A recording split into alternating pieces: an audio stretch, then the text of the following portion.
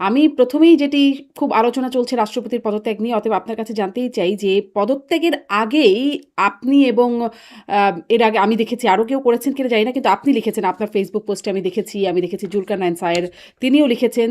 আহ, আপনি লিখছেন যে রাষ্ট্রপতি মোহাম্মদ শাহাবুদ্দিন চুপ্পু অধ্যায়ের অবশেষে সমাপ্তি ঘটতে যাচ্ছে, তাকে ইতোমধ্যেই জানিয়ে দেওয়া হয়েছে স্বাস্থ্যগত কারণ দেখে পদত্যাগ করার কথা। এটি আপনি পদত্যাগের অন্তত দুদিন আগে লিখেছেন।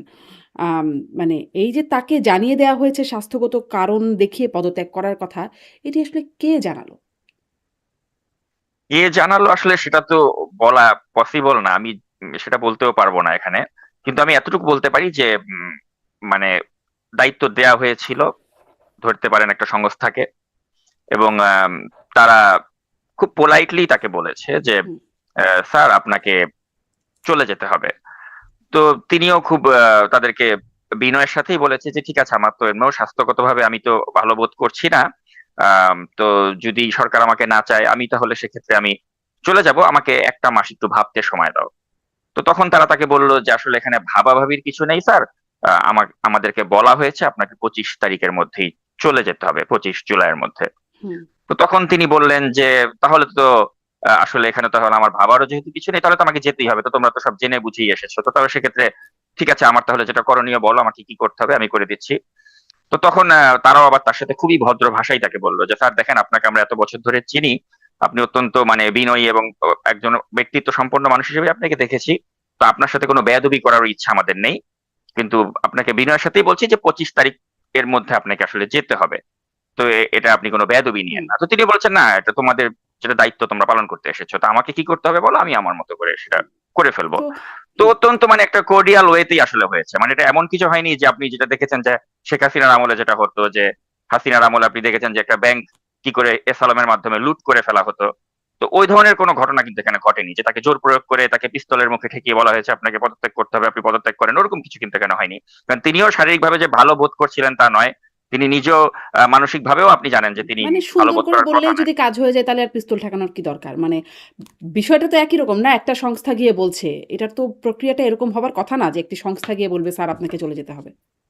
না, এখানে আরো অনেকগুলো ব্যাপার রয়েছে, এটাকে আসলে এত সরলীকরণও করা যায় না। কারণ ব্যক্তিগতভাবেও যে তিনি খুব ভালো বোধ করছেন তা নয়। আপনি দেখেছেন যে জাতীয় সংসদের মতো একটি জায়গায় যে তার মানে সন্তান তুল্য আহ, ছেলেগুলো যখন তাকে মানে তার সামনে অশোভন আচরণ করে, সংসদের পরিবেশ নষ্ট করে, তো সেটা আসলে আমি যতটুকু শাহাবুদ্দিন চুপ্পুকে দেখেছি, তিনি কিন্তু তখন থেকেই মানে বিষয়গুলো নিয়ে খুব ব্যক্তিগতভাবে আপসেট ছিলেন, হুম। যে এখানে তারা চাচ্ছে না আমাকে, এবং তারা যদি না চায় আমি এখানে জোর তো করে থাকবো না। তারা তো চাচ্ছে না সেই ৫ই আগস্টের পর থেকে। সেটাও সম্প্রতি তিনি বলেছেন যে ৫ই আগস্টের পর থেকেই তো শুনছি আমার বিচার করার কথা।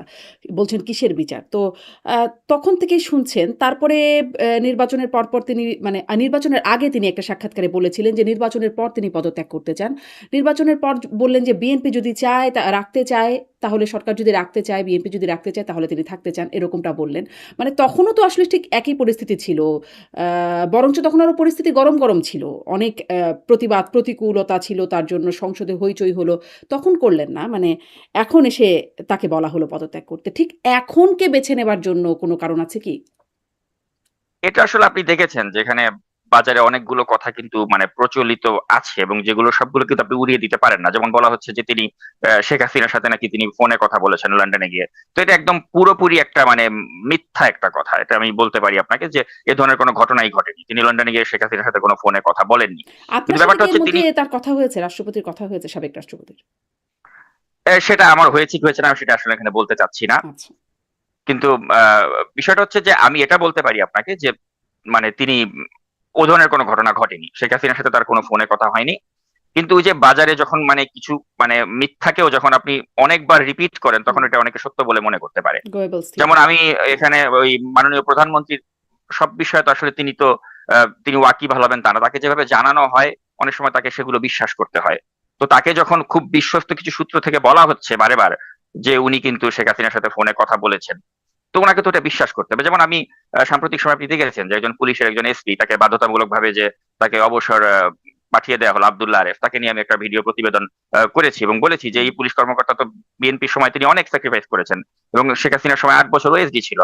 তো সেই পুলিশ কর্মকর্তাকে হাসিনার দোসর বানিয়ে দিয়ে বাধ্যতামূলক অবসরে পাঠানো হলো। তো এটা কারা করলো? এটা পুলিশেরই একটা চক্র ছিল, যারা ষড়যন্ত্র করে এই লোকটাকে অবসরে পাঠিয়ে দিল।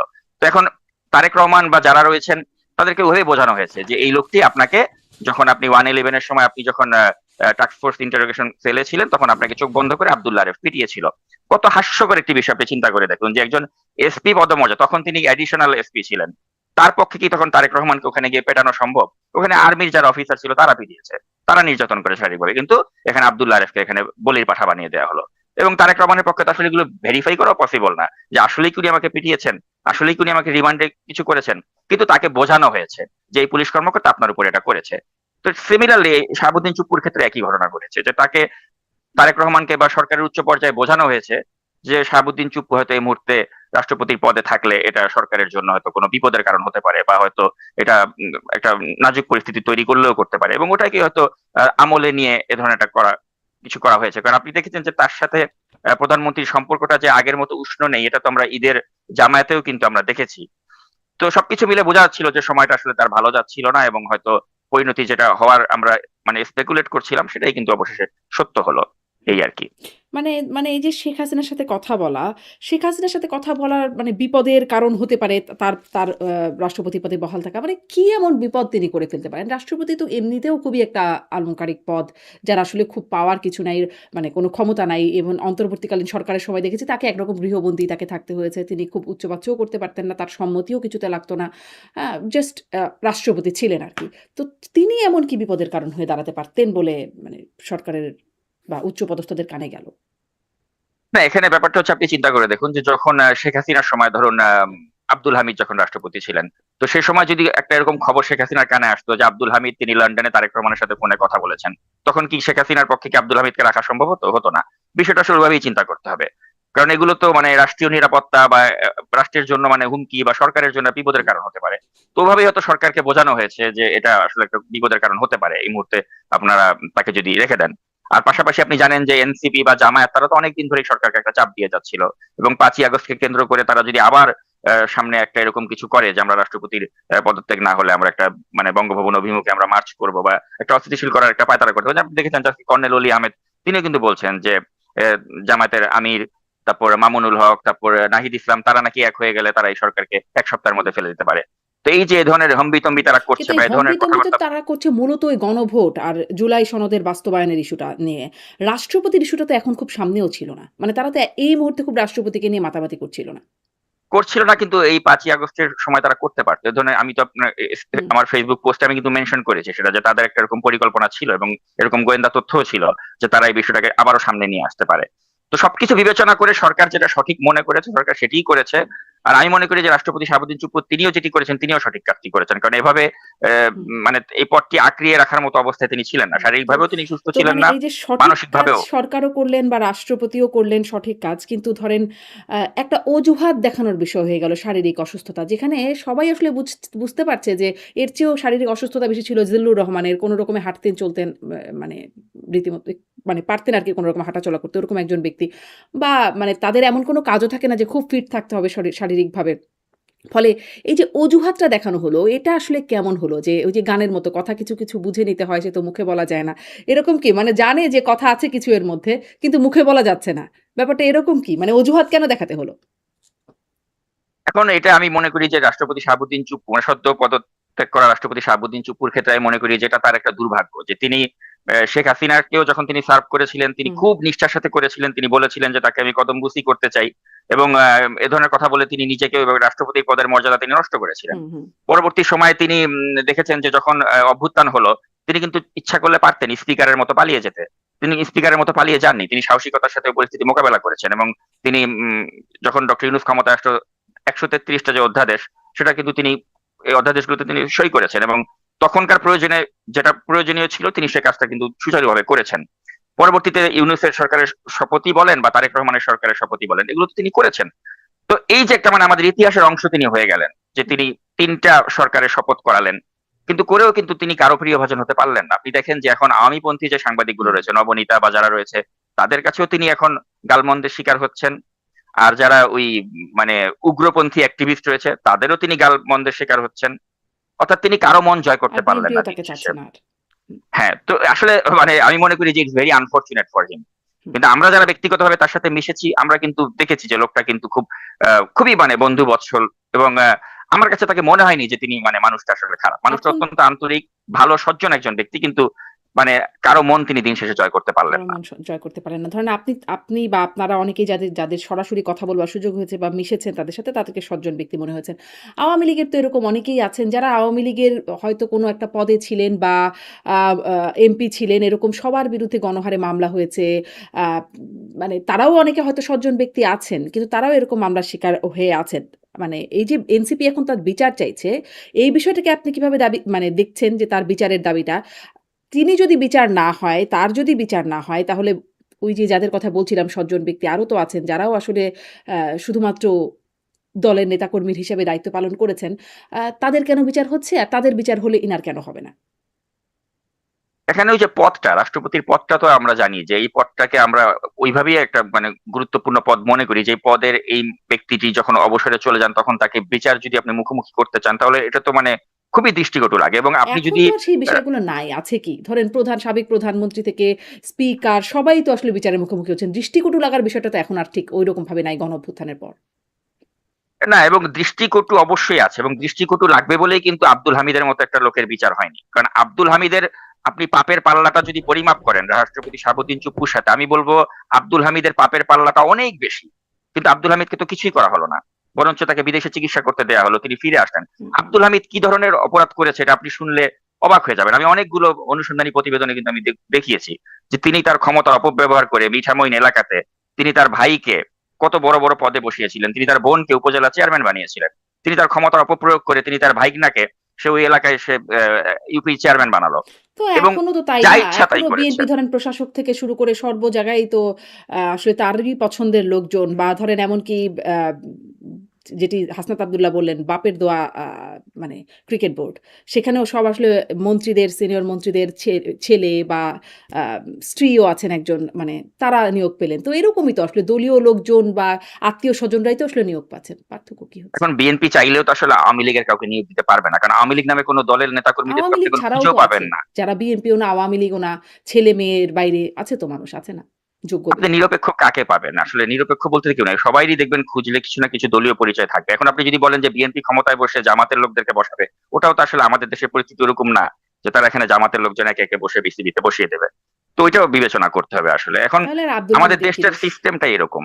আব্দুল হামিদের দোষের জন্য যে আব্দুল হামিদ রাষ্ট্রপতির পদে বসে তিনি মিঠামইন বা ওই কিশোরগঞ্জ এলাকাতে কি করেছেন ওই সময়, এটা যারা ওই মিঠামইনের জনগণ আপনি তাদেরকে জিজ্ঞেস করলেই জানতে পারবেন যে তিনি কিভাবে ক্ষমতার অপব্যবহার ওই সময় করেছিলেন। আমি অনেকগুলো অনুসন্ধানী প্রতিবেদন এগুলো আমি একদম প্রমাণ সহ আমি দেখিয়ে দিয়েছিলাম।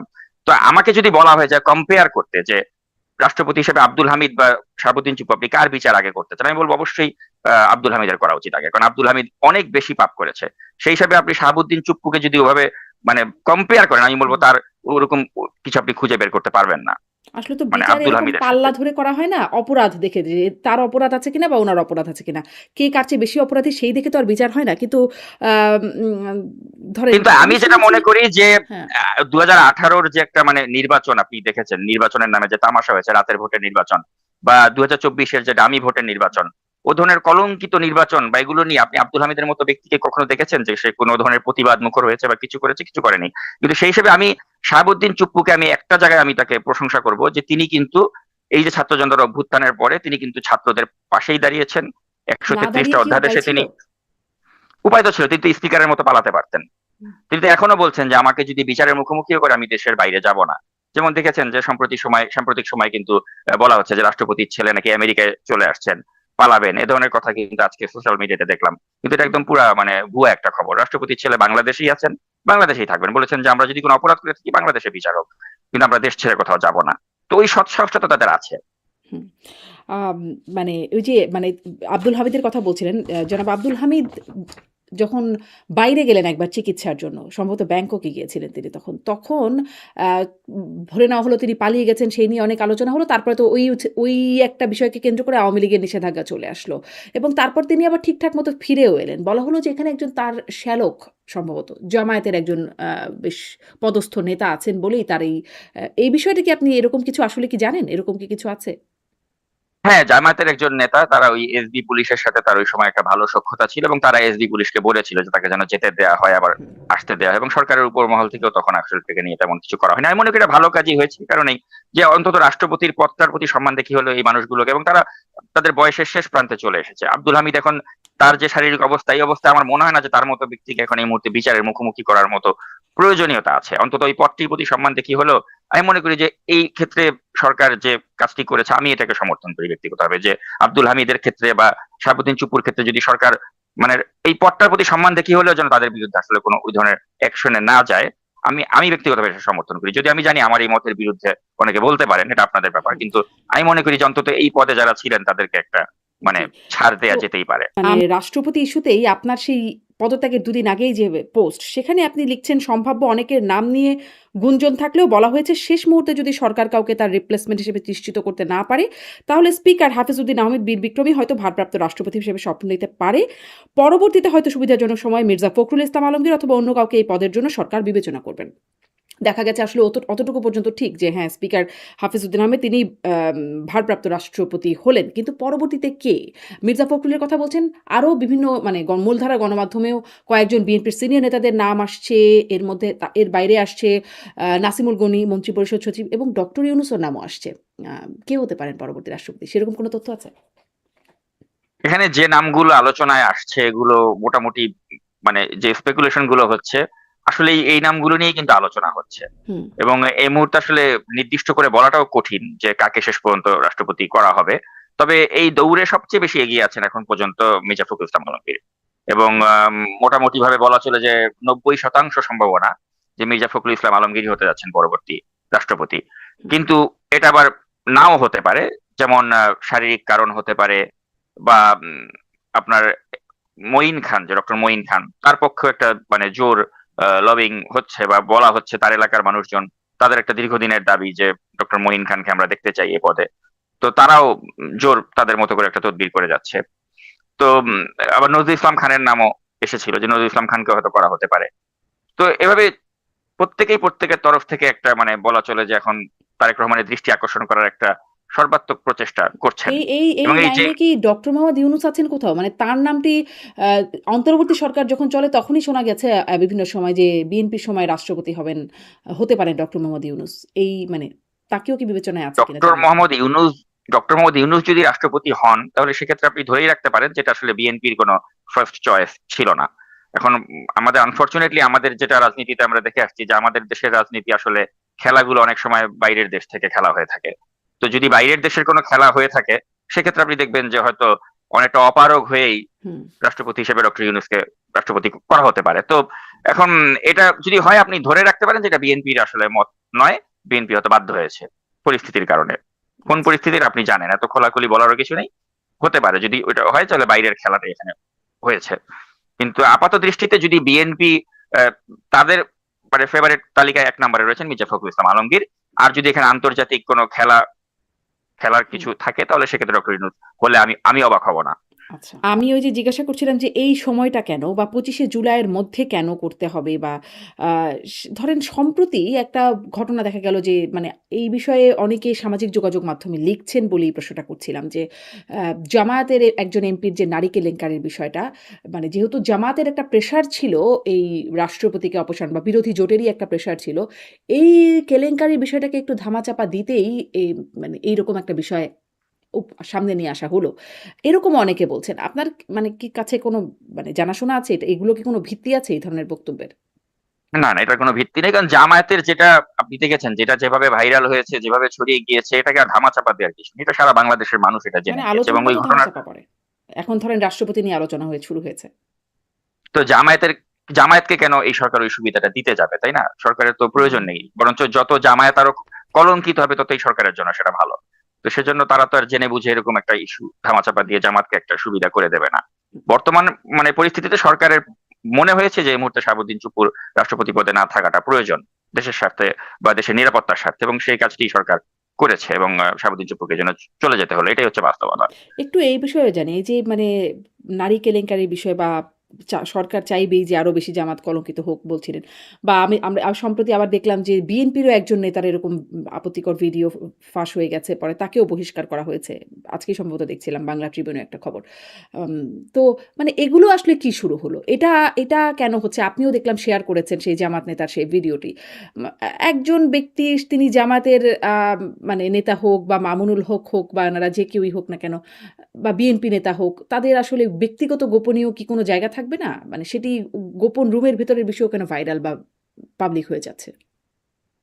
বয়স্ক দুজন মানে অ্যাডাল্ট তারা একটা মানে রুমের মধ্যে যেটা করছে একান্তই তাদের ব্যক্তিগত, এবং আমরা যারা এ ধরনের দেশে বসবাস করছি মার্কিন যুক্তরাষ্ট্রে আমরা কিন্তু এটা প্রাইভেসিটাকে আমরা সম্মান করি।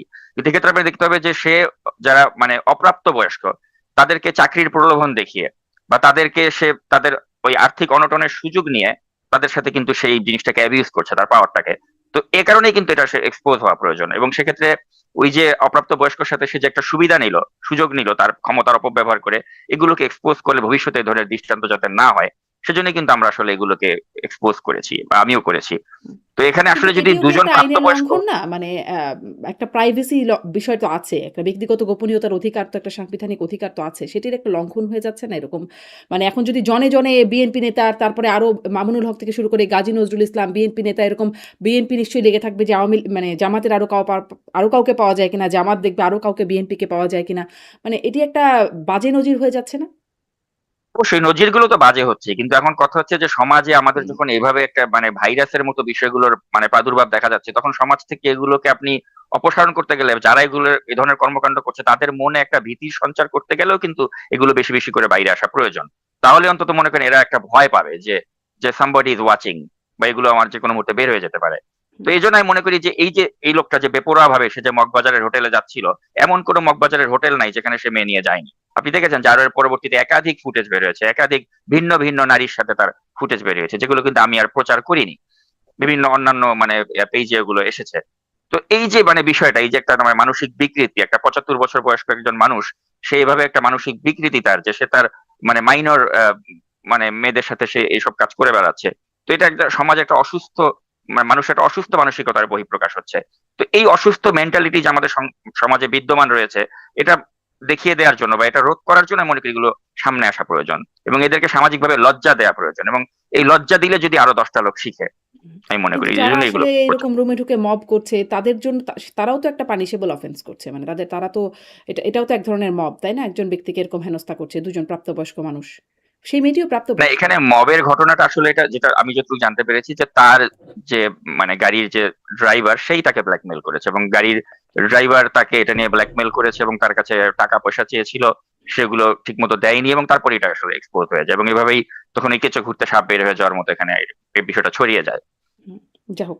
একটু এই প্রসঙ্গে আসে যে বিএনপি চাইবে যে জামাতকে আরো কলঙ্কিত হোক বা জামাতও যদি চায়, এটা কি আসলে সত্যিকারের বিরোধ? মানে এই প্রশ্নটা অনেকেই করেন বিভিন্ন সময় যে জামাত বিএনপির যে বিরোধিতা দেখা যাচ্ছে, এটা কি আসলে দেখানোর জন্য দেখানো হচ্ছে নাকি আসলে সত্যিকারের আছে? কারণ ধরেন আবার অন্তর্বর্তী সরকারের কথাও এর মধ্য থেকে জিজ্ঞাসা করি। যেমন জামাত শুনলাম তখন শোনা যেত যে অন্তর্বর্তী সরকারের একটা বড় সমর্থক হচ্ছে জামাত বা জামাতের লোকজনই আছে অন্তর্বর্তী সরকারের মধ্যে।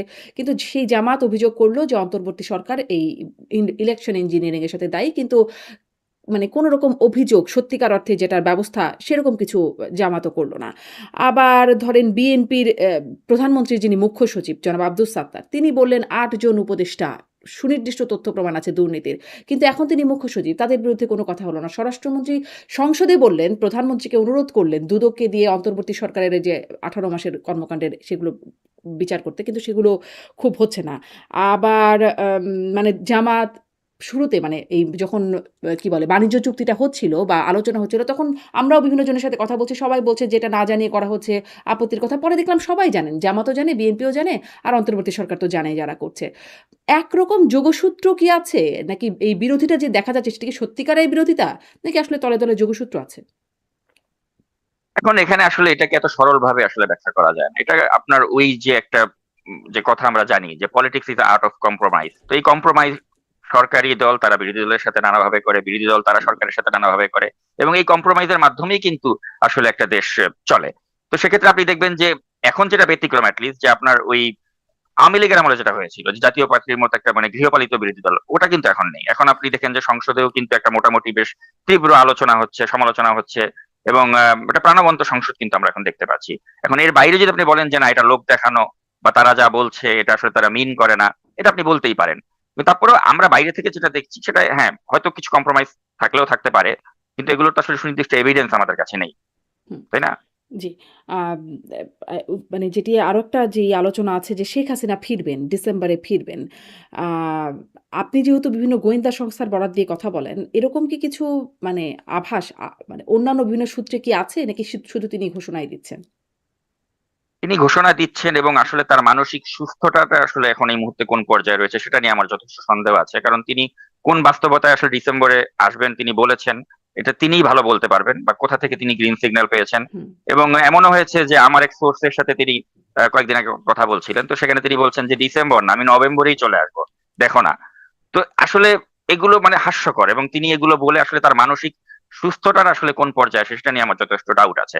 বা এগুলো হয়তো জাস্ট তার যে মানে তার দলের যারা নেতাকর্মী রয়েছেন তাদেরকে হয়তো একটা উজ্জীবিত করার জন্য তিনি এক ধরনের প্রচেষ্টা নিয়ে থাকতে পারেন। কিন্তু আমার সোর্স আবার যখন ওবায়দুল কাদেরের সাথে কথা বলে, ওবায়দুল কাদের তখন আবার বলছেন যে না এটা তো আসলে আমাদের দলের একটা কৌশলগত অবস্থান, আমরা কৌশলগত কারণে অনেক কথাই বলি, নেত্রী এটা কৌশলগত কারণে বলেছেন।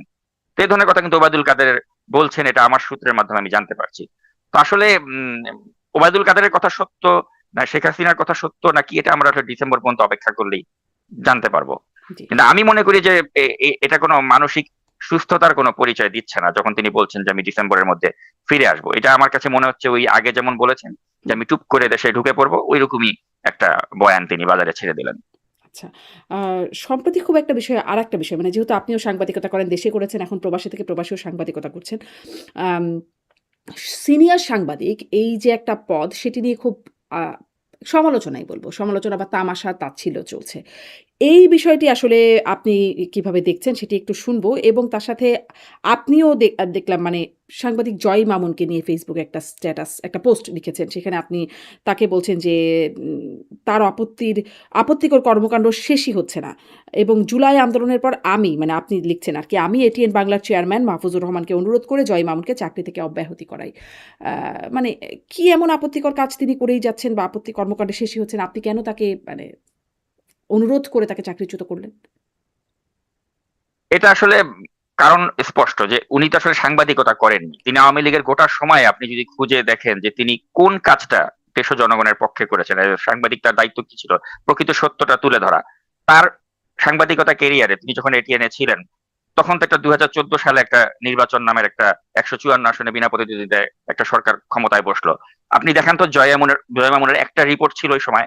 আপনি দেখান তো ২০১৮ সালের রাতের ভোটে নির্বাচনে জয় মামুনের একটা প্রতিবেদন ছিল যেখানে তিনি ওই নির্বাচনের সমালোচনা করেছেন। আপনি দেখান তো ২০২৪ ডামি নির্বাচনে এই জয় মামুন ওই ডামি নির্বাচনের সমালোচনা করে কোনো প্রতিবেদন বানিয়েছে, আপনি দেখাতে পারবেন না। হুম। এখন তারা এই সিনিয়র সাংবাদিক হয়ে গেছেন, অনেক বড় কিছু হয়ে না গেছেন। কিন্তু ধরেন এখন আমার তারা মনে একটা পড়ে ১৮ নির্বাচনের পরে যখন ১৮ নির্বাচনের আগে যখন নির্বাচন কমিশন বৈঠক করছিলেন ডেকে সাংবাদিকদের সাথে, আ তখন তিনি এরকম মানে বলেছিলেন যে নির্বাচন আসলে দলীয় সরকারের অধীনে মানে এরকম একটা আমি ঠিক এক্সাক্টলি কোট করতে পারব না। বলব হ্যাঁ, কিভাবে এটাকে ওটা হ্যাঁ। নিয়ে আমি একটা পোস্টারও হুম, করেছিলাম এবং হুম, ওই সময় আমি তাকে অ্যাপ্রিশিয়েটও করেছিলাম যে জয় মামুন ফাইনালি একটা এরকম একটা গুরুত্বপূর্ণ কথা সে বলেছে।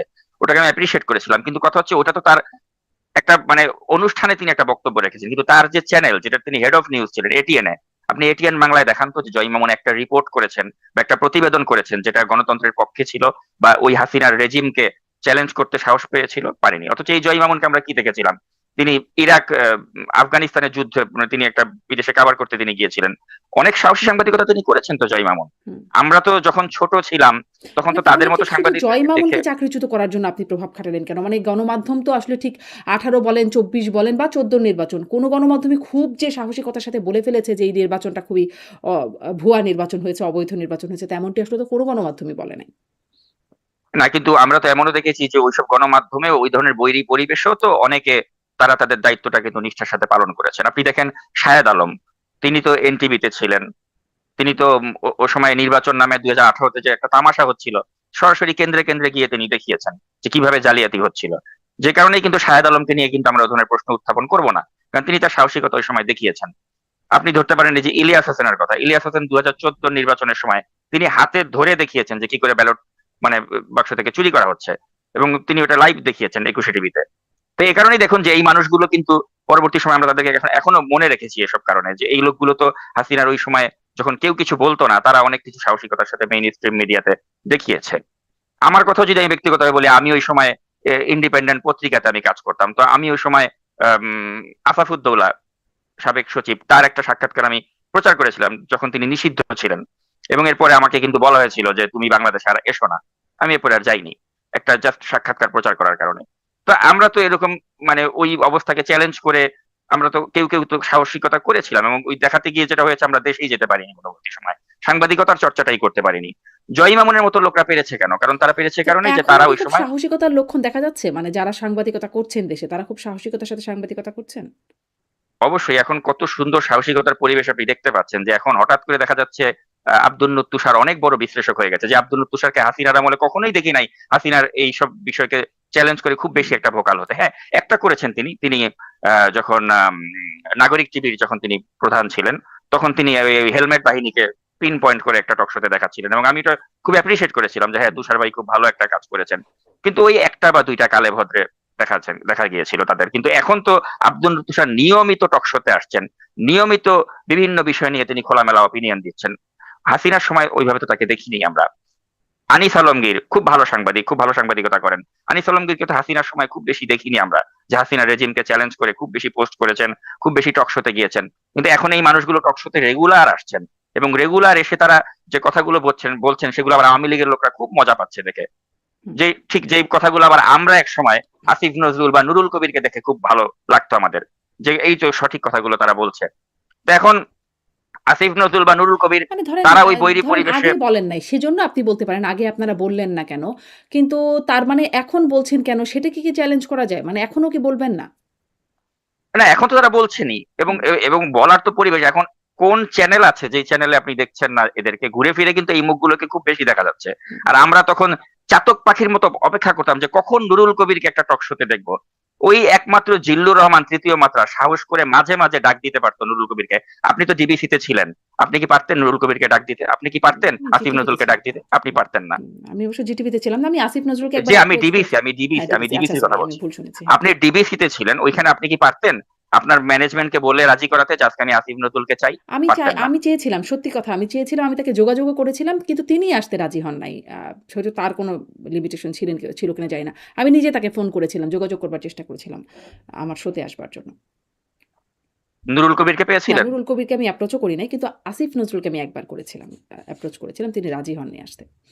আমাকে অবশ্য কেউ বাধা দেয় নাই যে তাকে অ্যাপ্রোচ করবার জন্য। অন্তত আমাকেই বাধা না, দেওয়া এই হয়নি। এই এই- এই কথাটা খালেদ মহিউদ্দিনও বলেন, যে তিনিও যখন যাকে আমন্ত্রণ জানিয়েছেন পেরেছেন। এখন ব্যাপারটা হচ্ছে, এই খালেদ মহিউদ্দিনের একটা সুবিধা ছিল, তিনি সালমান এফ রহমানের চ্যানেলে কাজ করতেন। হুম। তো তিনি ওই সাহসিকতা দেখাতে পারতেন, যেটা আমিও পেরেছিলাম। আমি ইন্ডিপেন্ডেন্ট পত্রিকায় ছিলাম, সালমান এফ রহমান আমার বস ছিলেন। তো আমিও অনেক কিছু করতে পারতাম যেটা অন্য পত্রিকার সাংবাদিকরা পারতো না, এটা সত্য কথা। কিন্তু কথা হচ্ছে, তারপরেও তো ওই সময় কি ধরনের পরিবেশ ছিল এটা আপনিও জানেন, আমিও জানি। তো সেই তুলনায় যদি আপনি এখন কম্পেয়ার করেন, আমি তো মনে করি দেশে এখন অত্যন্ত ভালো পরিবেশ বিরাজ করছে, যে এখন এই